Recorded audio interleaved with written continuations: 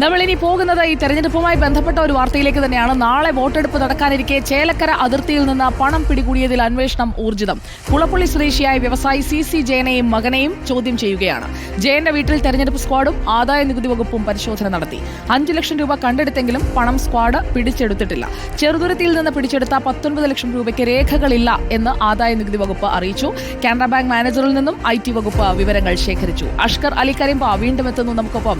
അഷ്കർ അലി, ഈ പണം ബാങ്കിൽ നിന്ന് പിൻവലിച്ചതാണ്, വീട് പണിക്ക് മാർബിൾ വാങ്ങാനാണ് എന്നൊക്കെയാണ് ജയൻ രാവിലെ പറഞ്ഞത്. ആ വാദമൊക്കെ പൊളിയുകയാണോ?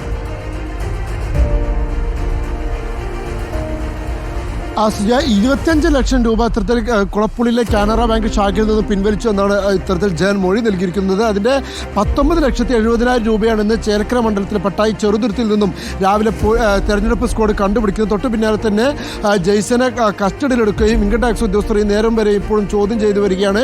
അതിന്റെ അടിസ്ഥാനത്തിൽ തന്നെയാണ് ഇന്ന് വൈകുന്നേരത്തോടെ തികച്ചും അപ്രതീക്ഷിതമായി കുളപ്പിനുള്ളിലുള്ള ജെയ്സന്റെ വീട്ടിലും ഒപ്പം തന്നെ തൊട്ടടുത്തുള്ള വ്യാപാര സ്ഥാപനത്തിലും വ്യവസായി കൂടിയായിട്ടുള്ള ജെയ്സന്റെ വ്യാപാര സ്ഥാപനങ്ങളിലും ഒരേ സമയം ഷൊർണൂർ പോലീസും അതുപോലെ തന്നെ തെരഞ്ഞെടുപ്പ് കമ്മീഷൻ സ്ക്വാഡ് അംഗങ്ങളും ഇൻകം ടാക്സ് ഉദ്യോഗസ്ഥരും സംയുക്തമായ ഒരു പരിശോധന നടത്തിയത്. ഈ പരിശോധനയിലാണ് വീട്ടിൽ നിന്നും ഇതിന്റെ ബാക്കി തുകയായിട്ടുള്ള 5 ലക്ഷം രൂപ കൂടി കണ്ടെത്തിയിരിക്കുന്നത്. പക്ഷേ ചേലക്കര മണ്ഡലത്തിന് പുറത്തുള്ള ഒരു പ്രദേശമായതിനാലും വീട്ടിൽ സൂക്ഷിച്ച നിലയിലുള്ള തുക ആയതിനാലും ഈ 5 ലക്ഷം രൂപ തിരിച്ചു നൽകിയിട്ടുണ്ട്. പക്ഷേ അതിന്റെ സോഴ്സ് കൂടി ഇനി ജയൻ കാണിക്കേണ്ടി വരും. എന്തായാലും ഇത് നിലവിൽ അതിന്റെ രേഖകൾ ഇല്ലെങ്കിൽ ഈ തുകയുടെ രേഖകൾ അതിന്റെ ഉറവിടമൊന്നും ഇതുവരെ പോലീസിന് കൈമാറിയിട്ടില്ല. അതുകൂടി നൽകണമെന്നാണ് ഇപ്പോൾ ആവശ്യപ്പെട്ടിരിക്കുന്നത്. എന്നാൽ ജയൻ നൽകിയിരിക്കുന്ന മൊഴിയും തന്റെ വീട് പണിക്ക് ആവശ്യമായ ടൈൽസ് വാങ്ങുന്നതിന് ആവശ്യമായ തുകയാണ് അത് എന്നുള്ളതാണ് നൽകിയിരിക്കുന്ന മൊഴി. വീടിൽ അത്തരത്തിൽ നിർമ്മാണ പ്രവർത്തനം നടക്കുന്നുണ്ട് എന്നുള്ള കാര്യം വസ്തുത തന്നെയാണെന്ന് നമ്മൾ പരിശോധിച്ചപ്പോൾ കാണുകയും ചെയ്തു. പക്ഷേ അതിന് പേരിൽ ഉയർന്ന രാഷ്ട്രീയ വിവാദം അത് വലിയ തോതിൽ ചർച്ചയായിരിക്കുന്നു. അനിൽ അക്കരെ അടക്കം പറയുന്നത് CPM-ന്റെ നേതാവായിട്ടുള്ള MR മുരളിയുമായി അടുത്ത ബന്ധമുള്ള ആളാണ് ജയൻ. അത്തരത്തിലുള്ള സാമ്പത്തിക വിനിയോഗമാണ് ഇല്ലെങ്കിൽ തെരഞ്ഞെടുപ്പിന് വേണ്ടി ഇടതുപക്ഷത്തിന് വേണ്ടി ഇറക്കിയ പണമാണ് എന്നാണ് അനിൽ അക്കരെ ഉന്നയിക്കുന്ന ആരോപണം.